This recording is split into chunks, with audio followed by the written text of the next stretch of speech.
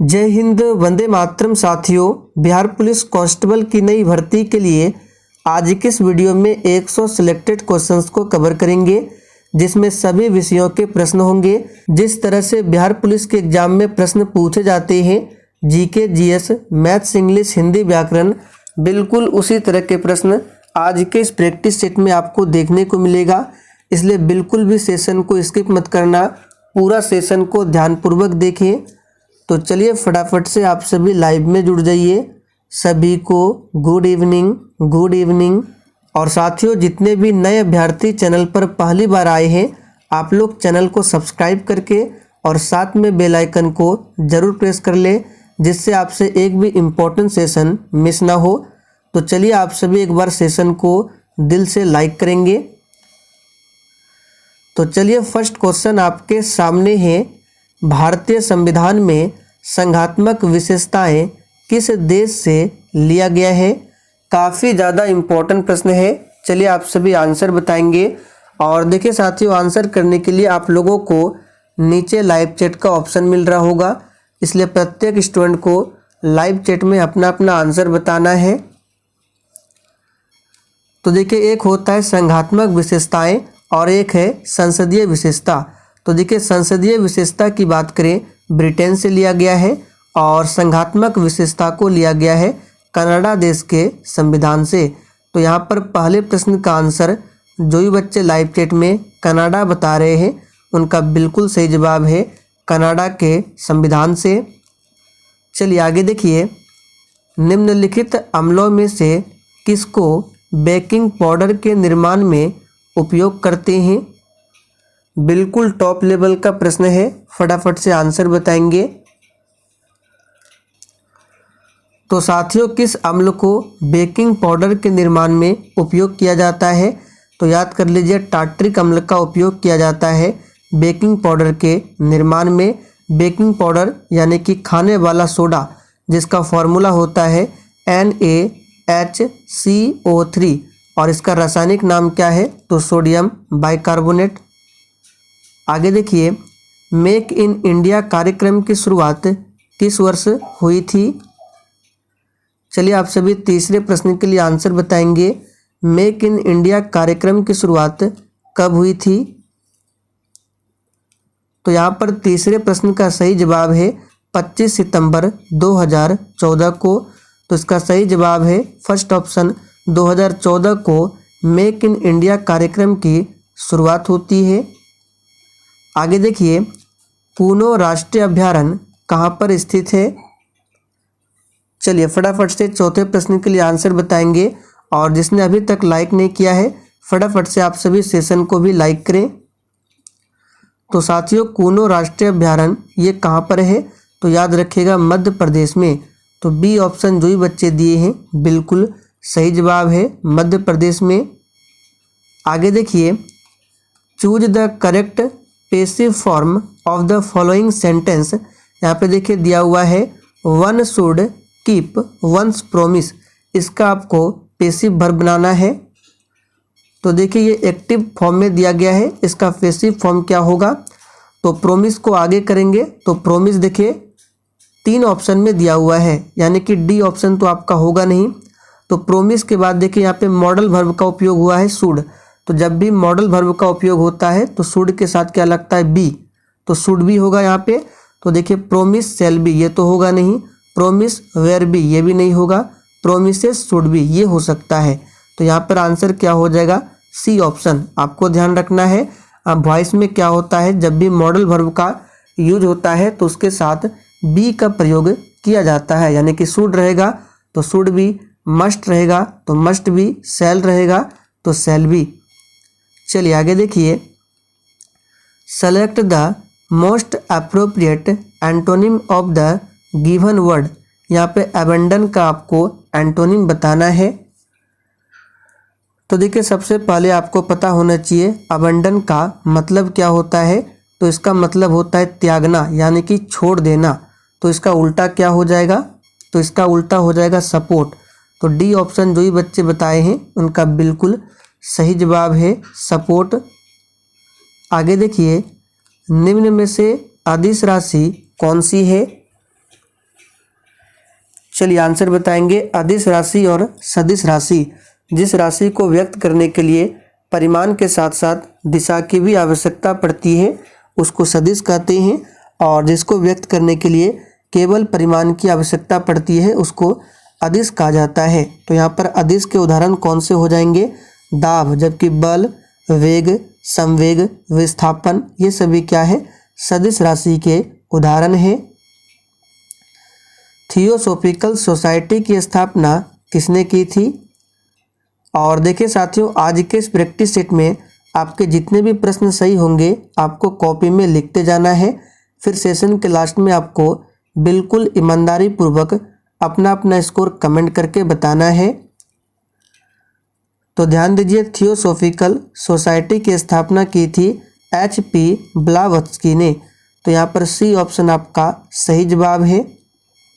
चलिए आगे देखिए, भारतीय संविधान का कौन सा अनुच्छेद राष्ट्रपति को पुनः चुने जाने से संबंधित है?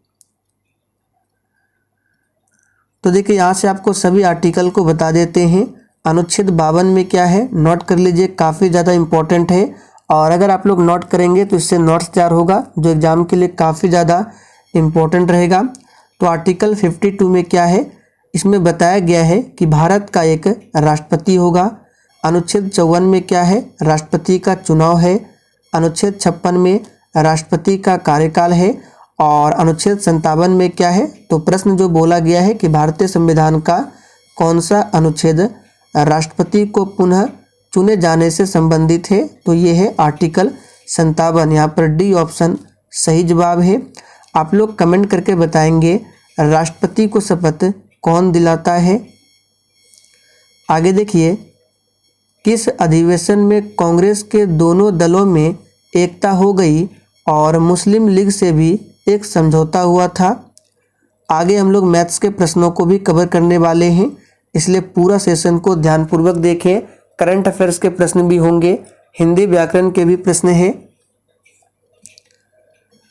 तो साथियों यहाँ पर 10 का आंसर क्या हो जाएगा? 1916 का लखनऊ अधिवेशन। इसी में कांग्रेस के जो दो दल थे, गर्म दल और नरम दल, दोनों में एकता हुई थी, और इस अधिवेशन की अध्यक्षता पूछा जाता है किसने किया था, तो अंबिका चरण मजूमदार ने। ध्यान रखेंगे। चलिए आगे देखिए, भारतीय जनगणना 2011 के अनुसार बिहार राज्य में लिंगानुपात क्या है? बिल्कुल आपको सोच समझकर आंसर करना है। और साथियों, अगर आपने इस वीडियो को नहीं देखा है तो इस वीडियो को जाकर जरूर देख लीजिए। इसमें ज्योग्राफी से 100 मोस्ट इम्पॉर्टेंट प्रश्नों को कराया गया है, जो कि आपके एग्जाम के लिए काफ़ी ज़्यादा इम्पोर्टेंट रहेगा। तो इस वीडियो का लिंक आपको यहाँ ऊपर शो हो रहा होगा, आप लोग क्लिक करके देख सकते हैं। और इस वीडियो का जो PDF मिलेगा वो टेलीग्राम पर मिलेगा। तो भारतीय जनगणना 2011 के अनुसार बिहार राज्य में लिंगानुपात क्या है, तो 935 है।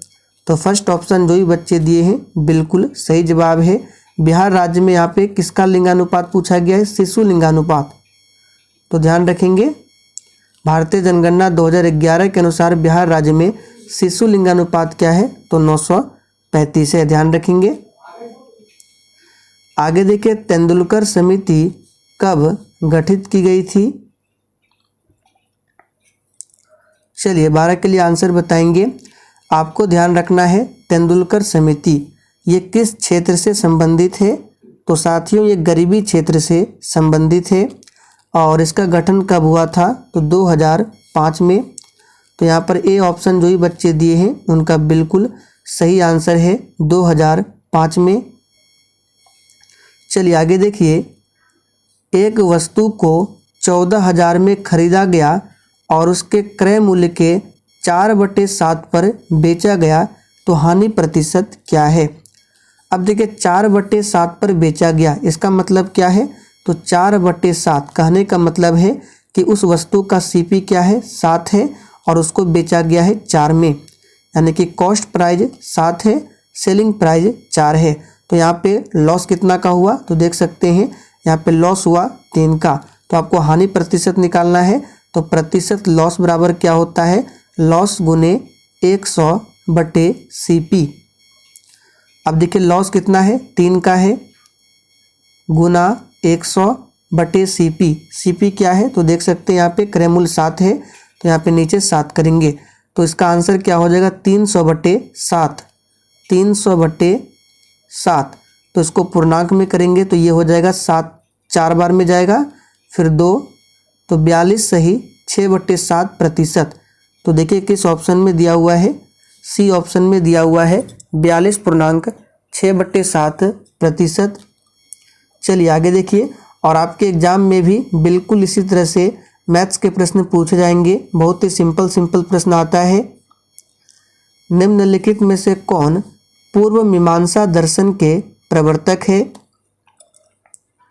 चलिए 14 के लिए फटाफट से आंसर बताएंगे।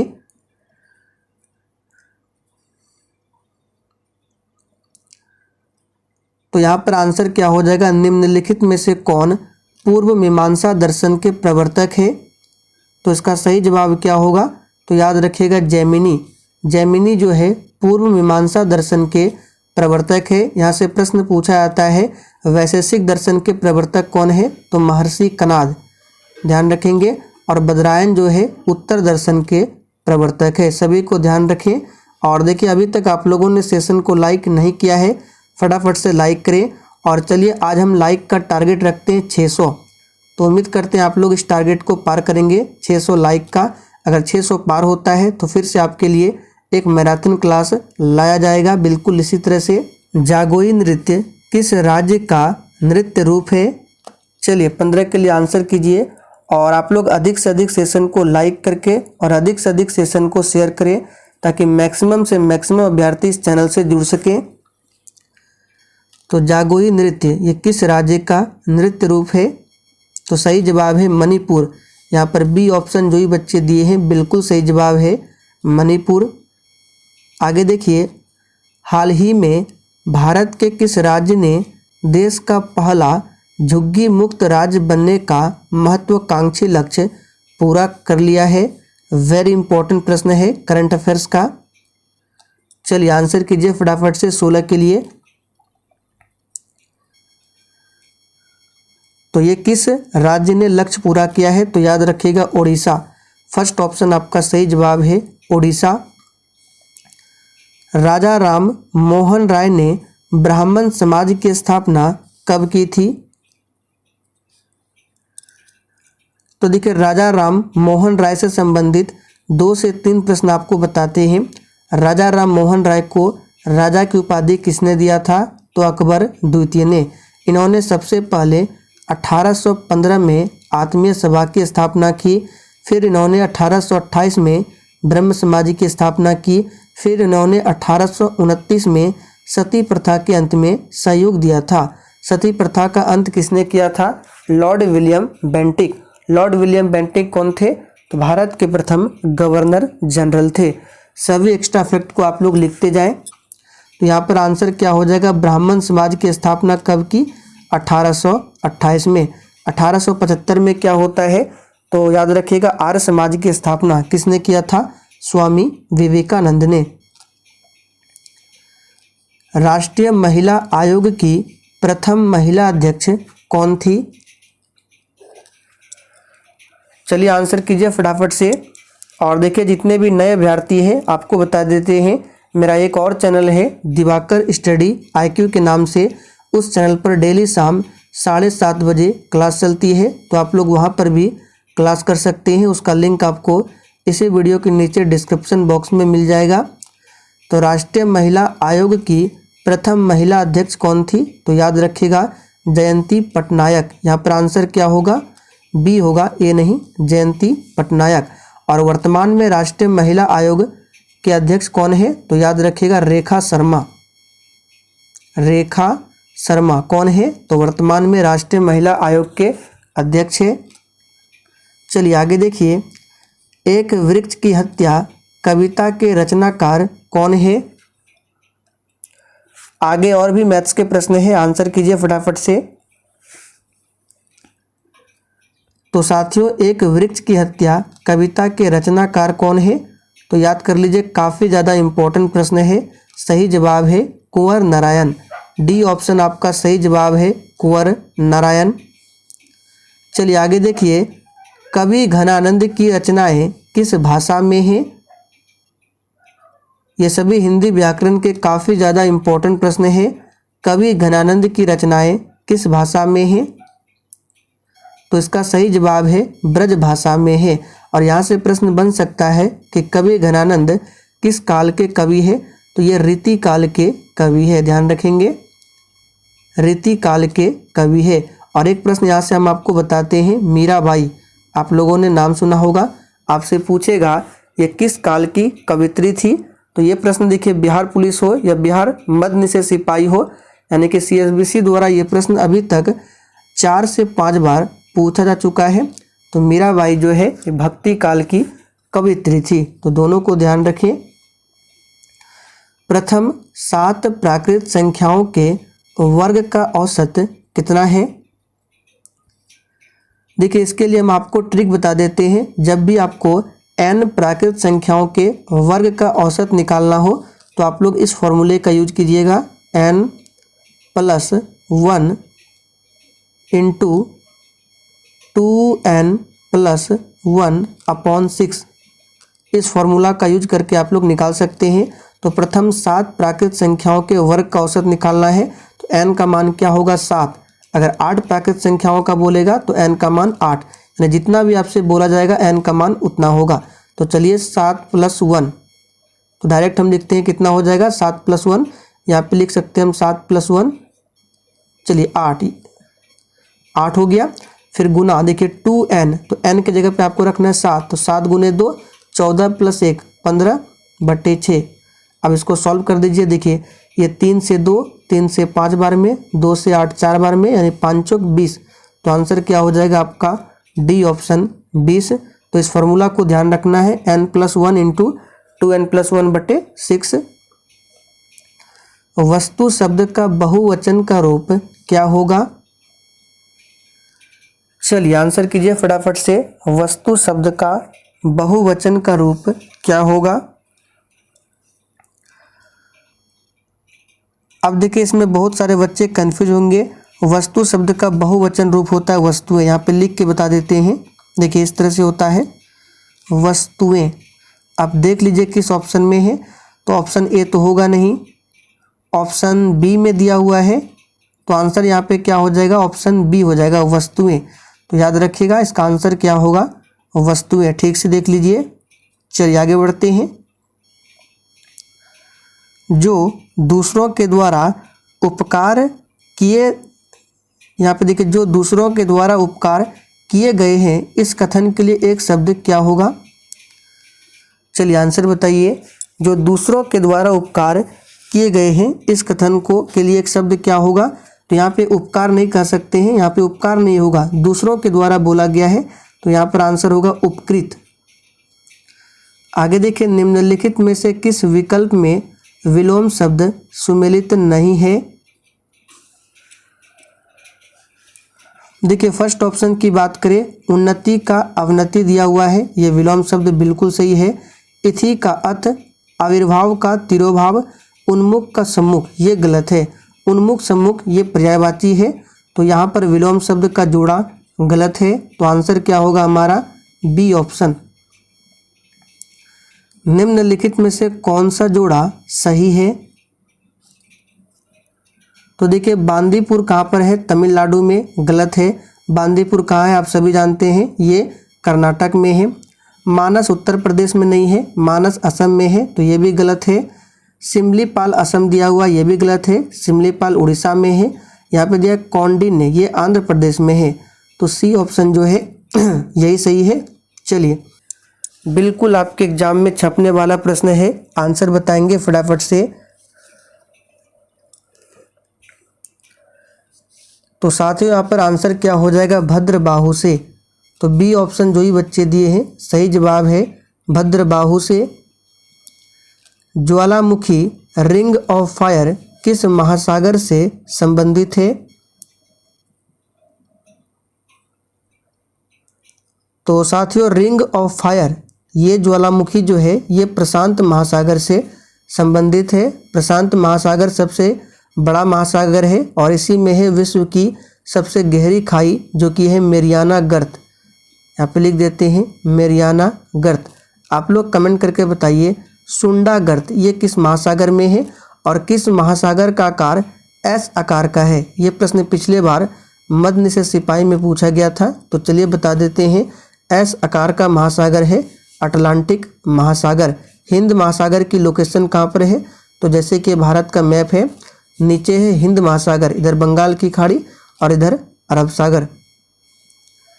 निम्न में से कौन सा युग्म सुमेलित नहीं है। बिल्कुल आपको सोच समझकर आंसर करना है। तो यहाँ पर आंसर क्या हो जाएगा, तो देखिए यहाँ पे ओजोन, क्लोरोफ्लोरोकार्बन ये सही है। अम्ल वर्षा के लिए नाइट्रिक एसिड ये बिल्कुल गलत है। अम्ल वर्षा के लिए नाइट्रिक एसिड नहीं, सल्फर डाइऑक्साइड SO2 और NO2 ये जिम्मेदार है। तो यहाँ पर बी ऑप्शन जो है ये सुमेलित नहीं है। जैव उपचारण से तात्पर्य क्या है, तो साथियों जैव उपचारण से तात्पर्य यहाँ पर है जीवों द्वारा पर्यावरण से विषैले पदार्थों का निष्कासन। सही जवाब है ए ऑप्शन। एक समान आयतन के लकड़ी तथा लोहे के गोले को H ऊंचाई से एक साथ गिराई जाए तो दोनों गिरेगी। तो देखिए समान आयतन के लकड़ी है और दोनों को H ऊंचाई से गिराया जाता है तो दोनों गिरेगी एक साथ। यहाँ पर कोई भी अंतर नहीं होगा। इसका सही जवाब है बी ऑप्शन। यांत्रिक ऊर्जा किनका योग है,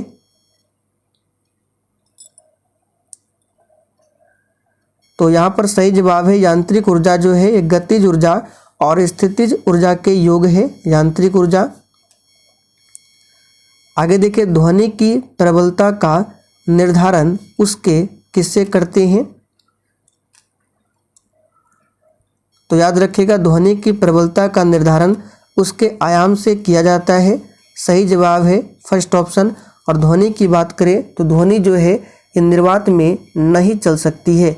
यहाँ से प्रश्न बनता है कि ध्वनि किस माध्यम में सबसे अधिक गमन करती है, तो याद रखिएगा ठोस माध्यम में।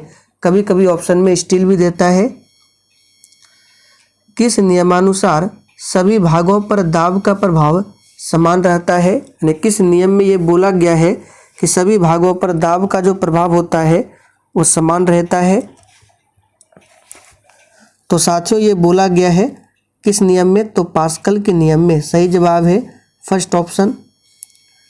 निम्नलिखित में से कौन सा विद्युत का सुचालक नहीं है, चलिए आंसर कीजिए।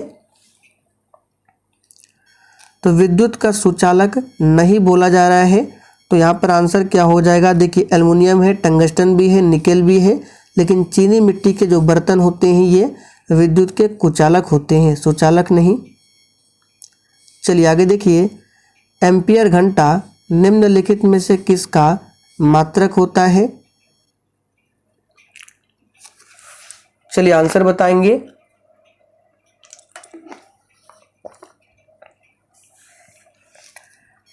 तो बहुत ही सिंपल प्रश्न है, एम्पियर घंटा जो है ये किसका मात्रक होता है, तो याद रखिएगा देखिए यहाँ पे Q/T ये क्या होता है, तो Q हो गया आवेश और T क्या हो गया यहाँ पे समय हो गया।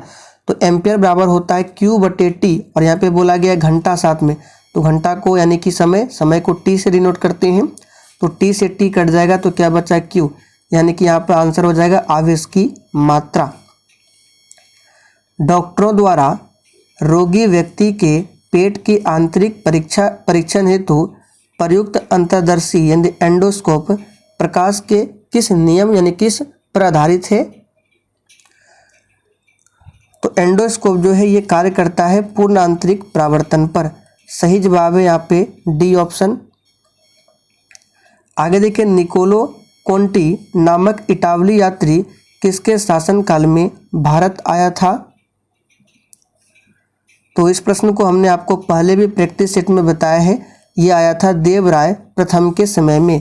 फर्स्ट ऑप्शन आपका सही जवाब है देवराय प्रथम।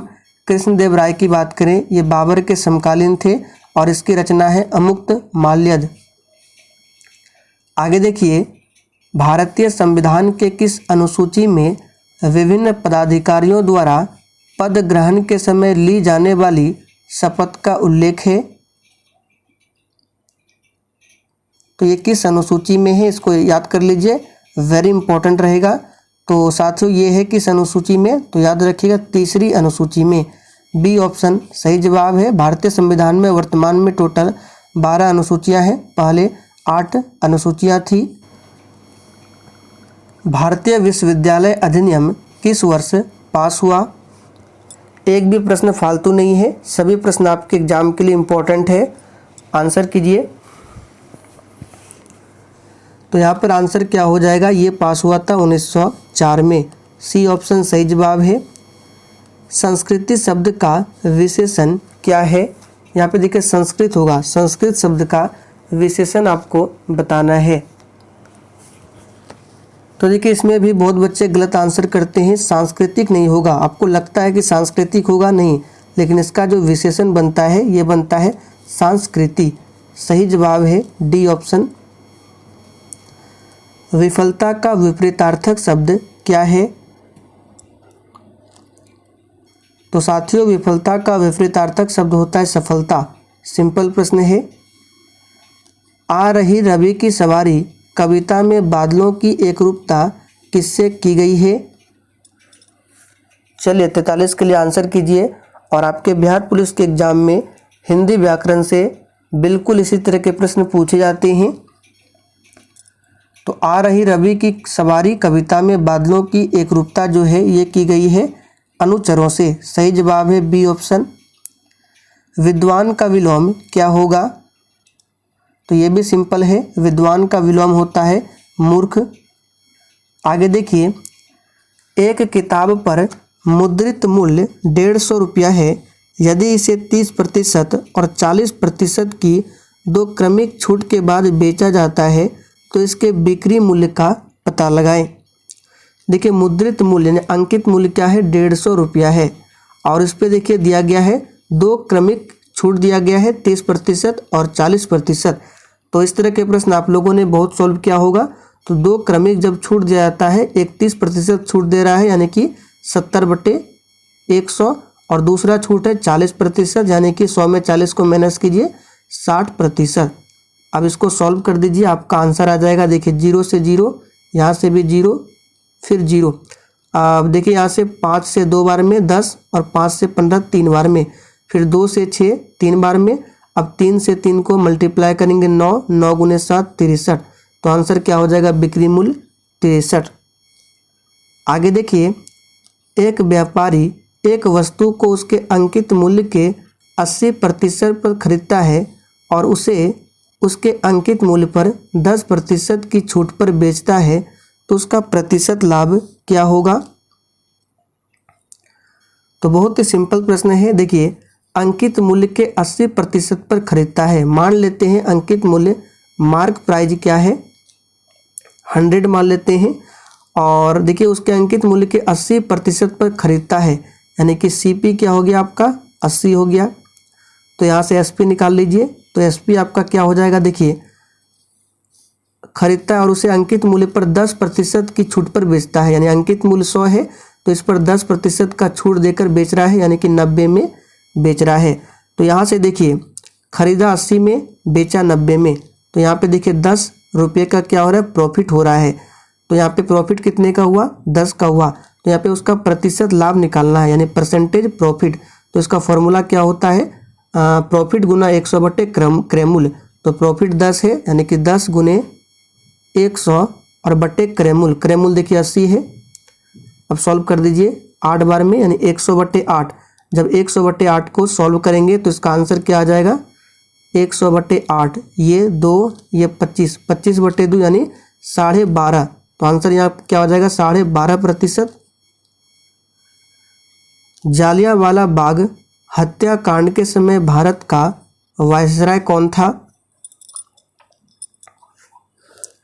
चलिए 37 के लिए आंसर कीजिए। और साथियों अगर आप लोग चाहते हैं कि डेली इसी तरह से 100 प्रश्नों का लाइव चैट के साथ क्लास चले, तो आप लोगों से जितना हो सके सेशन को शेयर कीजिए, अधिक से अधिक सेशन को लाइक कीजिए। तो जालियांवाला बाग हत्याकांड की घटना होती है 13 अप्रैल 1919 को, और किसके समय में? तो लॉर्ड चैम्सफोर्ड के समय में। कहाँ पर? पंजाब के अमृतसर में। संयुक्त राष्ट्र खाद्य एवं कृषि संगठन का मुख्यालय कहाँ पर स्थित है? और देखिए बहुत बच्चे कमेंट करते हैं कि प्रश्न पढ़ते हैं लेकिन जब ऑप्शन देखते हैं तो कंफ्यूज होता है कि कौन सा आंसर होगा। तो देखिए जितने भी हम आपको एक्स्ट्रा फैक्ट बताते हैं, डेली बताते हैं क्लास में, तो उसको आप सभी ध्यानपूर्वक सुनना है। सिर्फ आपको ध्यानपूर्वक सुनना है, उससे आपका रिवीजन होते रहेगा, फिर आप लोग भूलेंगे नहीं। इसलिए ध्यान से सुनिए जो एक्स्ट्रा फैक्ट बताया जाता है। तो संयुक्त राष्ट्र खाद्य एवं कृषि संगठन का हेडक्वार्टर है इटली की राजधानी रोम में। बहुत ही सिंपल प्रश्न है। जिनेवा में WTO WHO का है। मैड्रिड किसकी राजधानी है? स्पेन की राजधानी है। भारतीय संविधान में न्यायपालिका की स्वतंत्रता किस देश से लिया गया है?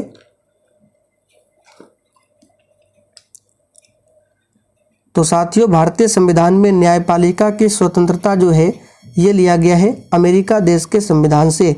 अमेरिका देश के संविधान से मौलिक अधिकार को भी लिया गया है। वर्तमान में 6 मौलिक अधिकार है। ब्रिटेन देश से क्या लिया गया है? तो नागरिकता को लिया गया है। और आयरलैंड से क्या लिया गया है? तो राज्य के नीति निर्देशक तत्व को लिया गया है आयरलैंड से। ड्रेन का सिद्धांत किसने प्रतिपादित किया है? चलिए मोस्ट इम्पोर्टेंट प्रश्न है, आंसर बताएंगे। ड्रेन का सिद्धांत किसने प्रतिपादित किया है? तो साथियों इसका सही जवाब है दादा भाई नौरोजी ने। और भारत का वृद्ध पुरुष भी कहा जाता है दादा भाई नौरोजी को, और इन्होंने ही भारत में सबसे पहले राष्ट्रीय आय का अनुमान लगाया था। आगे देखिए, ए और बी की आयु का अंतर 10 वर्ष है और उसका अनुपात 3:5 है, तो उनके आयु का योग ज्ञात कीजिए। यहाँ पे आयु होगा तो बहुत ही सिंपल है। देखिए यहाँ पे कैसे सॉल्व करेंगे। ए और बी की आयु का अंतर 10 वर्ष है, लेकिन उसका अनुपात क्या है? 3:5 है, यानी कि 3:5 है। तो यहाँ से देखिए अंतर कितने का है?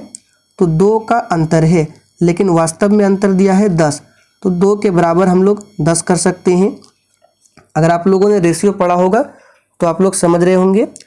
अब यहाँ से एक रेशियो का वैल्यू निकालेंगे तो क्या हो जाएगा? 2 से डिवाइड करेंगे 10 में तो 5, तो उनकी आयु का योग तो जोड़ दीजिए 3 + 5 8, यानी 8 की वैल्यू आपको निकालना है। तो क्या हो जाएगा? 5 × 8 40 वर्ष। तो सही जवाब है आपका सी ऑप्शन 40 वर्ष। अगर आप लोग बेसिक मैथ्स पढ़े होंगे तभी आपको ये सवाल समझ में आएगा, नहीं तो आपको बेसिक मैथ्स पढ़ना होगा। P, Q और R, यहाँ पे P होगा टाइपिंग एरर है। इसके बीच कुछ धनराशि क्रमशः 5:7:9 के अनुपात में बढ़ती जाती है।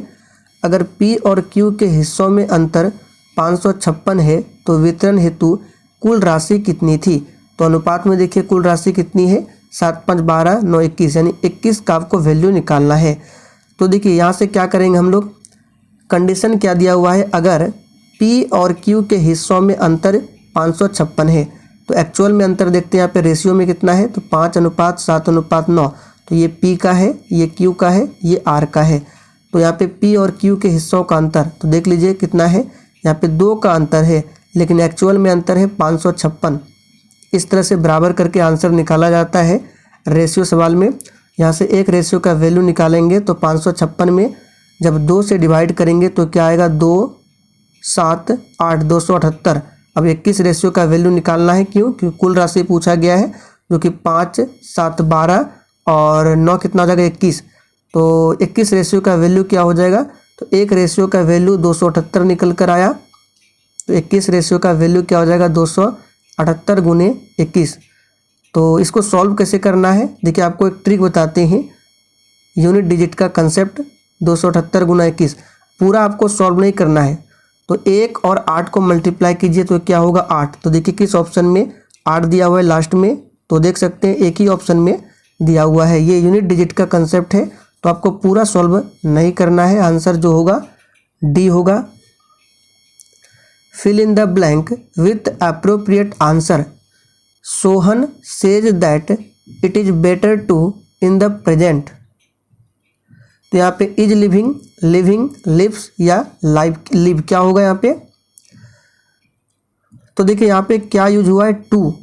तो टू के बाद होता है V1 और ये कंसेप्ट है इन्फिनिटी का। ये किसका कंसेप्ट है? इन्फिनिटी का कंसेप्ट है। जब भी टू का यूज होता है तो उसके बाद तुरंत बाद V1 का यूज होता है। तो ये तो V1 है नहीं, ये भी नहीं है, ये भी नहीं है, कौन सा है? D option. तो यहाँ पे लिव आपका सही जवाब है।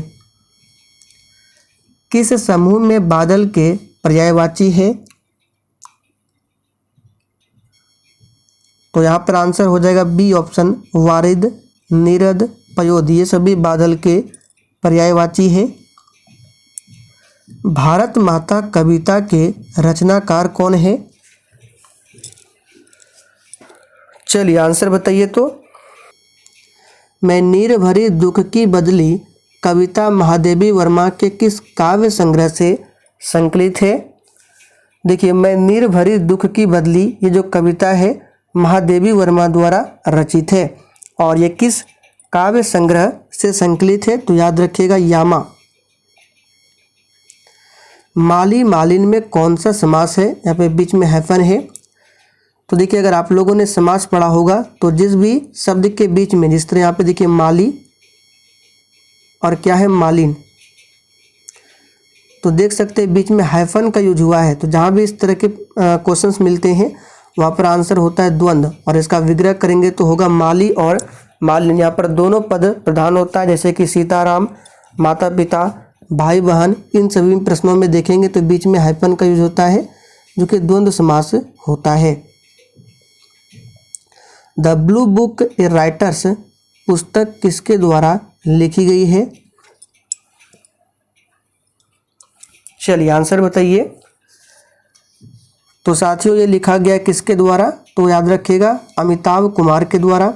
चलिए थोड़ा सा स्पीड बढ़ा रहे हैं, ज़्यादा क्वेश्चंस है। कोशिका में राइबोसोम की अनुपस्थिति में कौन सा कार्य संपादित नहीं होगा?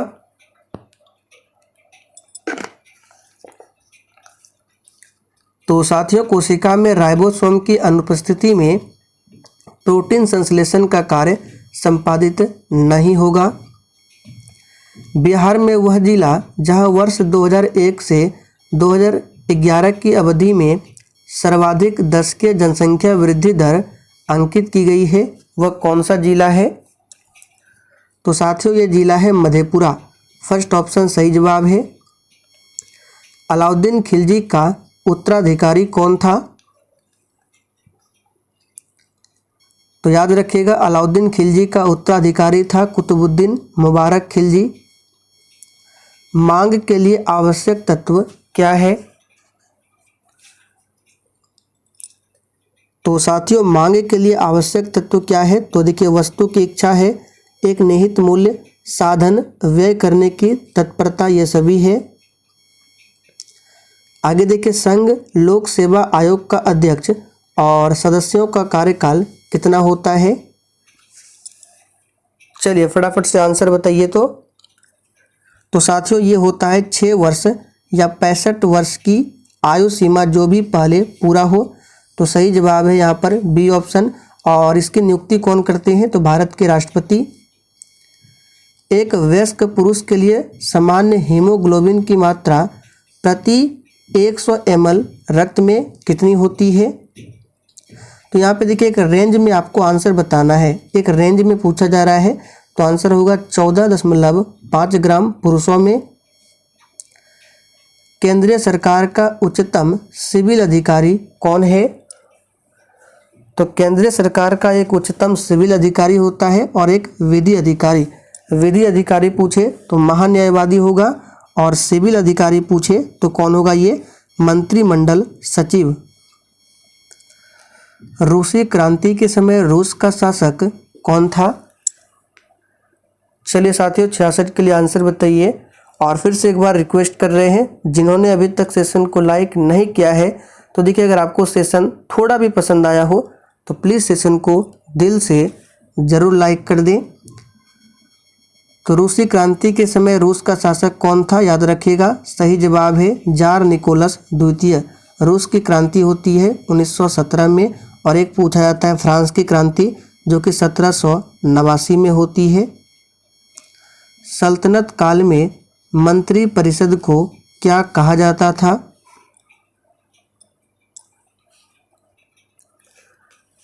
तो साथियों सल्तनत काल में मंत्री परिषद को बोला जाता था मजलिस ए खलवत। यहाँ पर फर्स्ट ऑप्शन सही जवाब है। निम्नलिखित में से कौन सा मंत्रिमंडल का भाग नहीं है, तो साथियों मंत्रिमंडल का भाग कौन सा नहीं है, यहाँ पे देखिए मंत्रिमंडल नहीं, मिस्टेक है, सौर मंडल होगा, और शायद हमने बोलने में गलती किया। तो यहाँ पे देखिए निम्नलिखित में से कौन सा सौर मंडल का भाग नहीं है, तो निहारिका। रिंग ऑफ फायर किससे संबंधित है, इस प्रश्न को हमने शुरुआत में ही बताया था। रिंग ऑफ फायर ये प्रशांत महासागर से संबंधित है। सारगैसो सागर कहाँ पर स्थित है, ये प्रश्न एग्जाम के लिए वेरी इंपॉर्टेंट है, मार्क कर ले सारगैसो सागर। तो साथियों ये स्थित कहाँ पर है, तो ध्यान दीजिए ये स्थित है उत्तरी अटलांटिक महासागर में।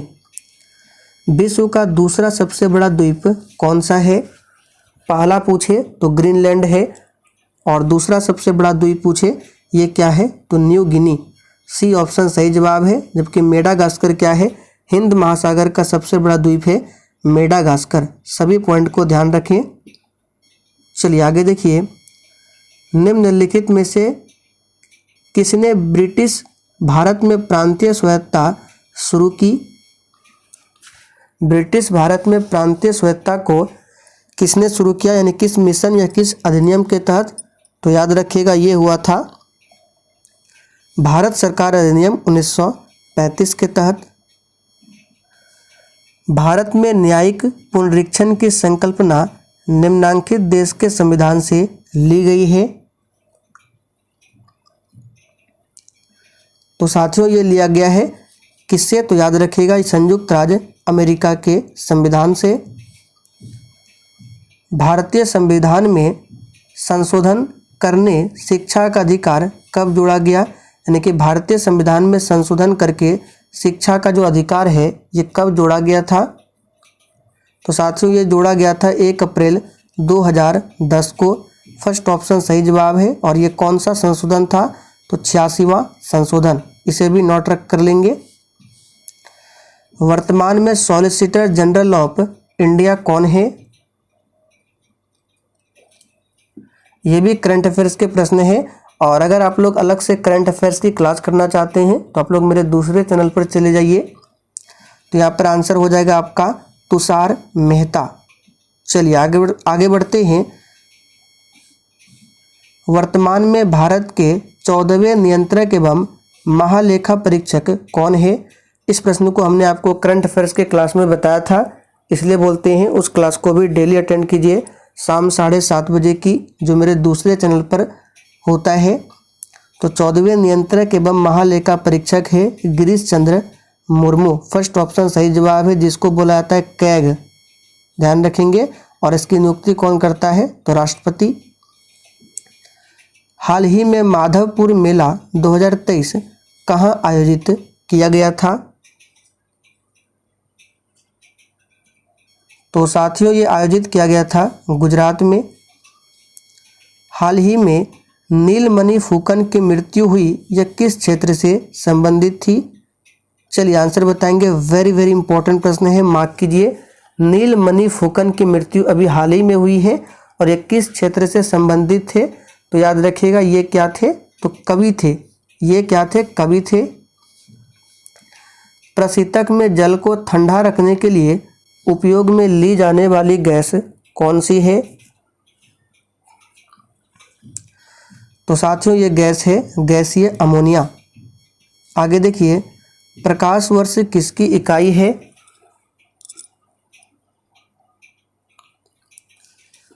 तो साथियों प्रकाश वर्ष ये इकाई है किसकी, तो याद रखिएगा दूरी की इकाई है। प्रकाश का सबसे अच्छा परावर्तक क्या है, तो साथियों प्रकाश का सबसे अच्छा परावर्तक की बात करें, ये रजत जिसको चांदी कहा जाता है, सिल्वर, ये है। हीरा और ग्रेफाइट क्या है? तो बहुत ही सिंपल है, लेकिन बिहार पुलिस के एग्जाम में एक बार पूछा भी जा चुका है। ये दोनों कार्बन के अपर रूप है। निम्नलिखित में से कौन सी धातु अम्लों के साथ अभिक्रिया करने पर हाइड्रोजन नहीं देती है?